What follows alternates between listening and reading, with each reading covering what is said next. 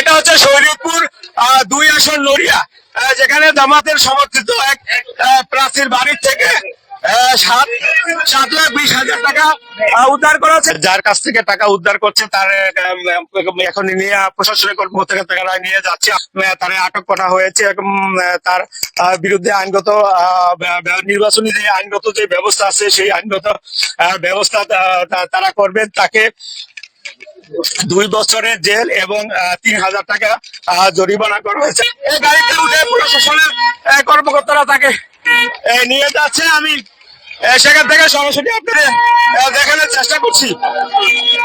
এটা হচ্ছে শরীয়তপুর 2 আসন নড়িয়া, যেখানে জামাতের সমর্থিত এক প্রাচীর বাড়ির থেকে 7,20,000 টাকা উদ্ধার করা হচ্ছে।